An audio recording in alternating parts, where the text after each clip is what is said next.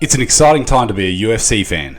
So many interesting potential fights we have ahead, especially, as you all know, UFC 270 just came to an end, and many called it probably the biggest event of the year, even though 2022 has just started. Well, the reason being, the main event.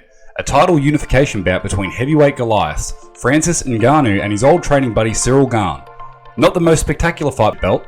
Francis Ngannou and Ciryl Gane fought at an average pace for all 5 rounds, and the reigning champion acted with noticeable superiority and deservedly retained the title.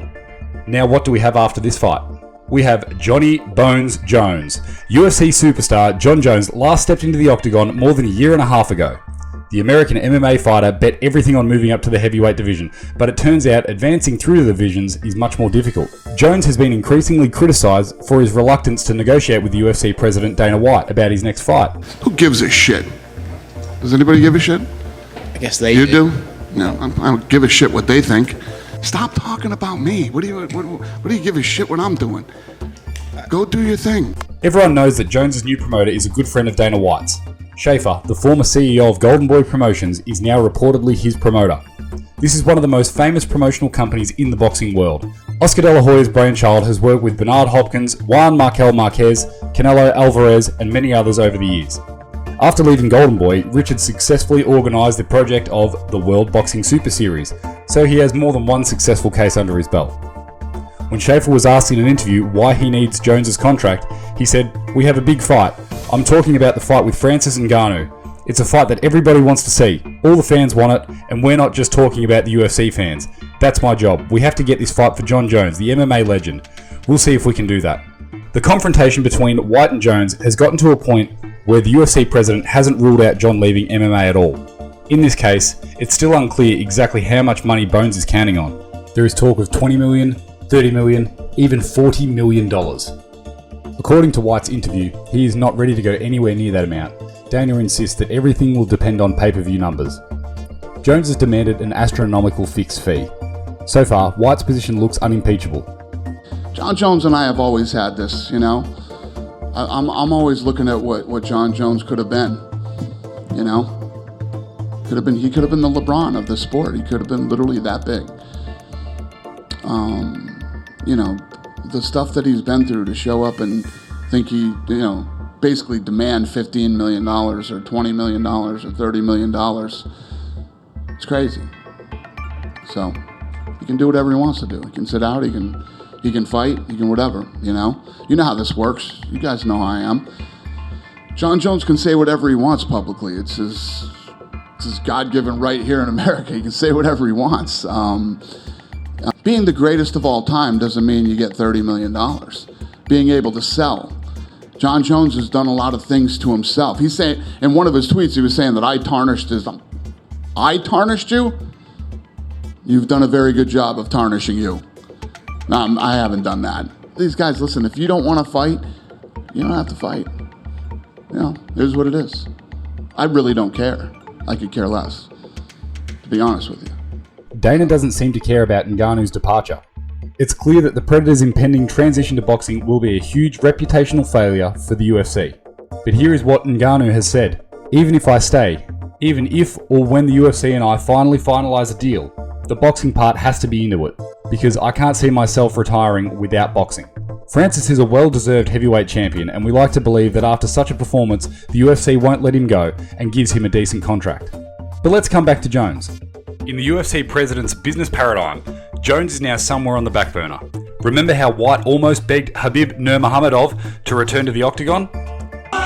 This fight with Poirier is trending bigger than the fight with you and Conor on pay-per-view. Imagine what you and Conor would do in another fucking fight. Just saying. I'm just saying. There's nothing like that with Jones. Rather on the contrary. White is tired of the star's whims. He would seem to be okay with a parting of the ways. What do I have to do with it, or my guys? Do your thing. Beat it. Get lost. But of course, the appearance of Schaefer changes everything. Realising that he can't handle a business monster like Dana White on his own, Jones makes one last desperate attempt to get a handle on the UFC president. This time, he just wants to outsmart the experienced functionary by starting a partnership with Dana's friend. Will that be enough to get what he wants? As history shows, White almost never bends. But perhaps Schaefer will find a way. We'll get the answer soon. Whether we like it or not, it's a fact. The UFC today is such a large and self-sufficient organisation that it is not afraid at all of losing one fighter or another, or disrupting any fight, even the most anticipated ones. Although Jones is one of the greatest, he's had so many scandals, including doping scandals, and completely ineffective in his last 2 fights, and they will not be forgotten. And of course, the attitude of the UFC management. They're obviously aware of Bones' desperate situation and they'll take advantage of it without a doubt. Time also plays against him. Athletes tend to live large, and Jones getting into accidents in a Bentley is clearly no exception to the rule. He understands that he has to make a living and be comfortable in his old age. And if this fight between Ngannou and Jones does take place, who do you think will win? What do you think about what Jon Jones is saying? Because Jon Jones, now, I am always on the side of I want fighters to get paid as much as possible. And Jon Jones is saying, let me demystify this. Please. I is afraid? Yes, Jon Jones is afraid of Francis, and Francis is afraid of Jon Jones. Because if they would not be afraid, that means they don't care.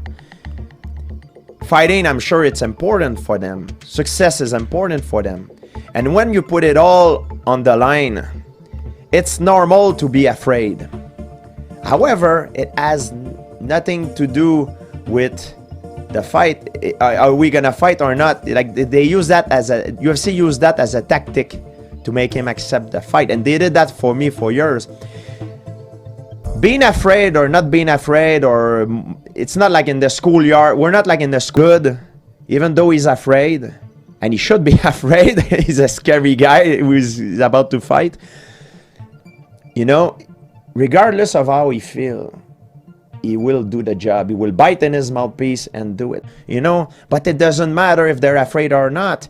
If the numbers is good, hopefully they will fight, and this fight will make history.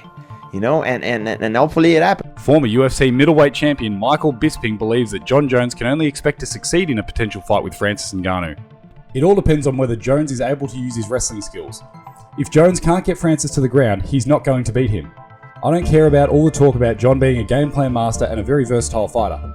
If he fights in the stand-up with Francis and can't move him, he'll be knocked out, Bisping said on Submission Radio YouTube channel. Jon Jones on the Steve-O podcast talked about how he was going to defeat Ngannou.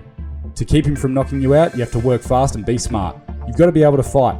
Hold your punches, there are many ways to defeat him. Ngannou is dangerous, and I'm not afraid to voice the fact that he can knock me out. But if he doesn't knock me out, I'll get the win. I just have to make it through the first round.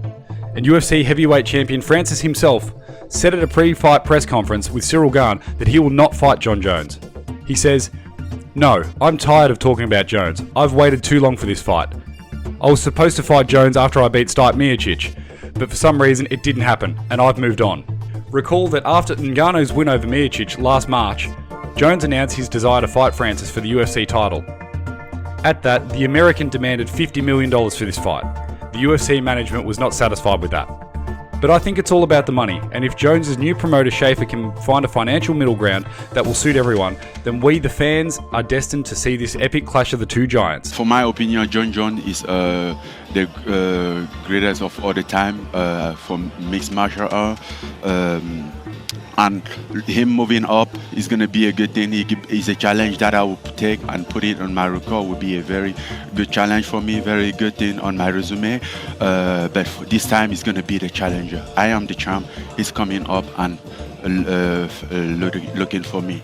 So I'm ready anytime soon. Sometimes, and it happened, the outcome of a fight can switch on a blink of an eye, yes. You know, especially in a crazy exchange. Yeah, I remember Volkov against Derek Lewis. Volkov was winning the fight, and Lewis, yes. boom! Yes. And it was beautiful. That was crazy. But it's just to show that sometimes when you get confidence is great for a fighter. Yes. But it's dangerous because there's nothing more dangerous for a fighter than success.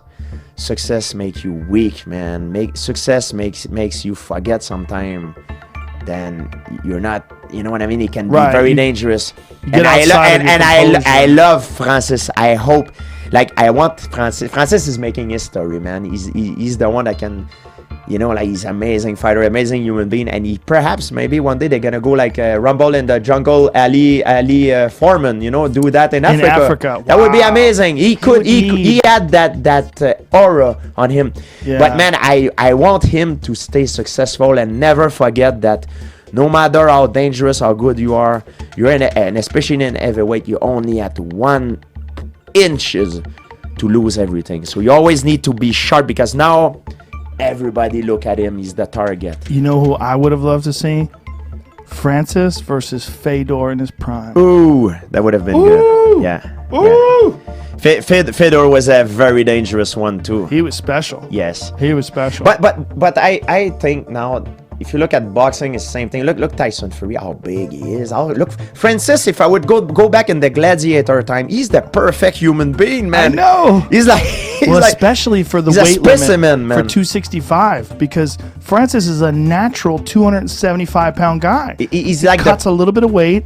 You cannot have a more perfect, impossible, athletic than Francis, and tall, super strong. Yes, muscular but not too muscular. It's like everything's perfect. He's ridiculous just power. Perfect human being to be a killing machine. It's unbelievable.